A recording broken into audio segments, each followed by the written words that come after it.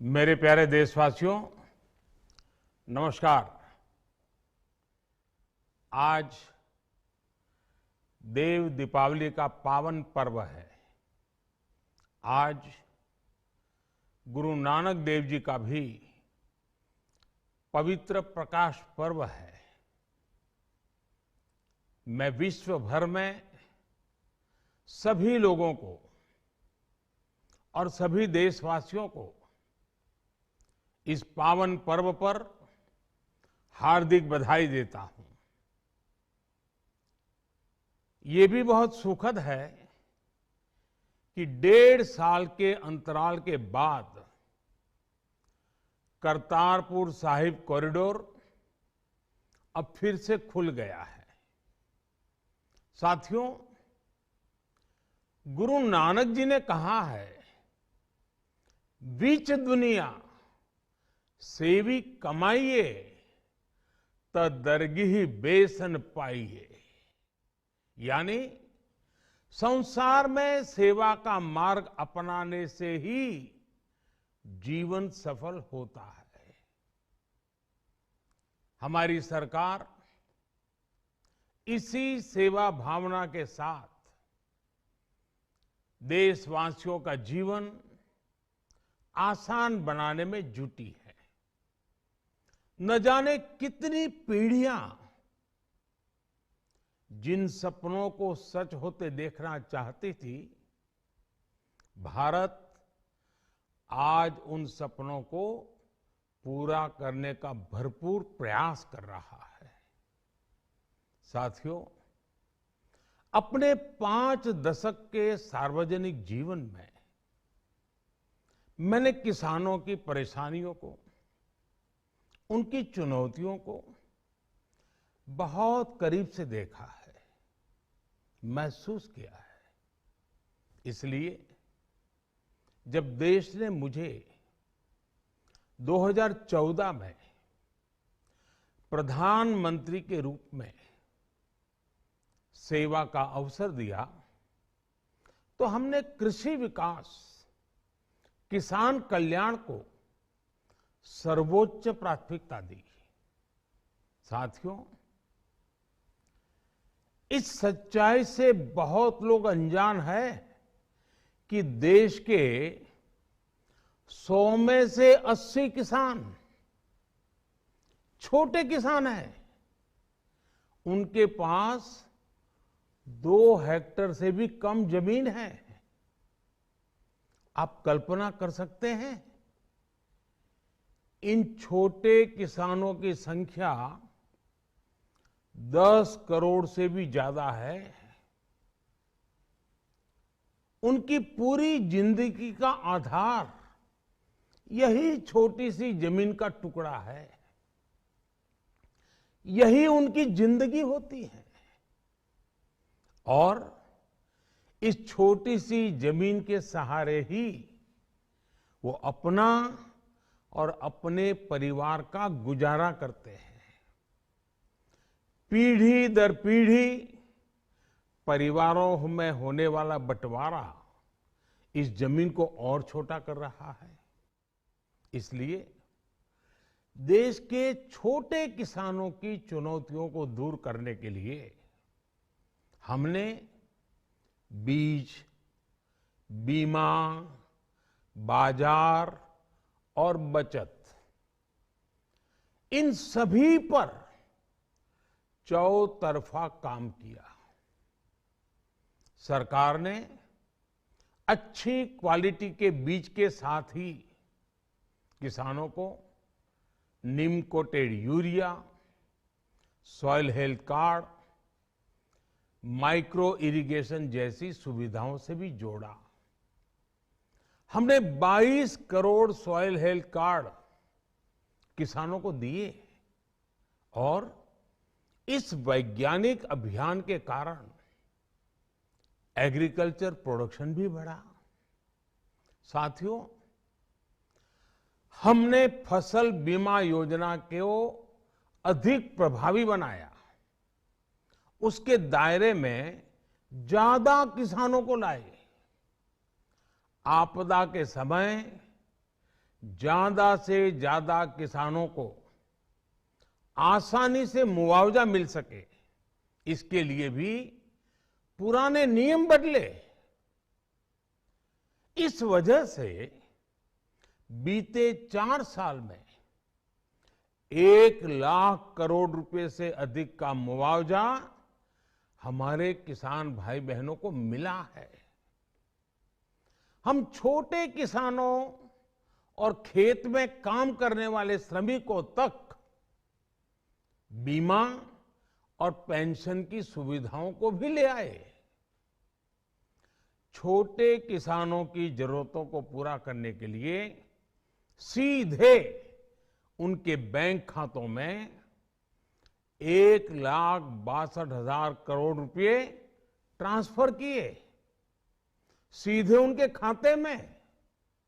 साथियों, किसानों को उनकी मेहनत के बदले उपज की सही कीमत मिले, इसके लिए भी अनेक कदम उठाए गए। देश ने अपने रूरल मार्केट इंफ्रास्ट्रक्चर को मजबूत किया। हमने एमएसपी तो बढ़ाई ही, साथ ही साथ रिकॉर्ड सरकारी खरीद केंद्र भी बनाए। हमारी सरकार द्वारा की गई उपज की खरीद ने पिछले कई दशकों के रिकॉर्ड तोड़ दिए हैं। देश की 1,000 से ज्यादा मंडियों को ई नाम योजना से जोड़कर हमने किसानों को कहीं पर भी अपनी उपज बेचने का एक प्लेटफॉर्म दिया। और इसके साथ ही देश भर की कृषि मंडियों के आधुनिकीकरण पर भी हमने करोड़ों रुपए खर्च किए। साथियों, आज केंद्र सरकार का कृषि बजट पहले के मुकाबले 5 गुना बढ़ गया है। हर वर्ष 1.25 लाख करोड़ रुपए से अधिक कृषि पर खर्च किए जा रहे हैं। 1 लाख करोड़ रुपए के एग्रीकल्चर इंफ्रास्ट्रक्चर फंड के माध्यम से गांव और खेत के नजदीक भंडारण, इसकी व्यवस्था, कृषि उपकरण जैसी अनेक सुविधाओं का विस्तार, ये सारी बातें तेजी से हो रही है। छोटे किसानों की ताकत बढ़ाने के लिए 10,000 एफपीओ किसान उत्पादक संगठन बनाने का अभियान भी जारी है। इस पर भी करीब 7,000 करोड़ रुपए खर्च किए जा रहे हैं। माइक्रो इरिगेशन फंड के आवंटन को भी 2 गुना करके 10,000 करोड़ रुपए कर दिया गया है। हमने क्रॉप लोन भी 2 गुना कर दिया, तो इस वर्ष 16 लाख करोड़ रुपए हो जाएगा। अब पशुपालकों को मछली पालन से जुड़े हमारे किसानों को भी किसान क्रेडिट कार्ड का लाभ मिलना शुरू हो गया है। यानी हमारी सरकार किसानों के हित में हर संभव कदम उठा रही है, लगातार एक के बाद एक नए कदम उठाती जा रही है। किसानों की आर्थिक स्थिति सुधरे, उनकी सामाजिक स्थिति मजबूत हो, इसके लिए पूरी ईमानदारी से काम कर रही है। साथियों, किसानों की स्थिति को सुधारने की इसी महाअभियान में देश में 3 कृषि कानून लाए गए थे। मकसद ये था कि देश के किसानों को, खासकर छोटे किसानों को और ताकत मिले, उन्हें अपनी उपज की सही कीमत और उपज बेचने के लिए ज्यादा से ज्यादा विकल्प मिले। बरसों से ये मांग देश के किसान, देश के कृषि विशेषज्ञ, देश के कृषि अर्थशास्त्री, देश के किसान संगठन लगातार कर रहे थे। पहले भी कई सरकारों ने इस पर मंथन भी किया था। इस बार भी संसद में चर्चा हुई, मंथन हुआ और ये कानून लाए गए। देश के कोने कोने में कोटि कोटि किसानों ने, अनेक किसान संगठनों ने इसका स्वागत किया, समर्थन किया। मैं आज उन सभी का बहुत बहुत आभारी हूं, धन्यवाद करना चाहता हूं। साथियों, हमारी सरकार किसानों के कल्याण के लिए, खासकर छोटे किसानों के कल्याण के लिए, देश के कृषि जगत के हित में, देश के हित में, गांव गरीब के उज्जवल भविष्य के लिए पूरी सत्यनिष्ठा से, किसानों के प्रति पूर्ण समर्पण भाव से, नेक नियत से ये कानून लेकर आई थी। लेकिन इतनी पवित्र बात, पूर्ण रूप से शुद्ध किसानों के हित की बात, हम अपने प्रयासों के बावजूद कुछ किसानों को समझा नहीं पाए।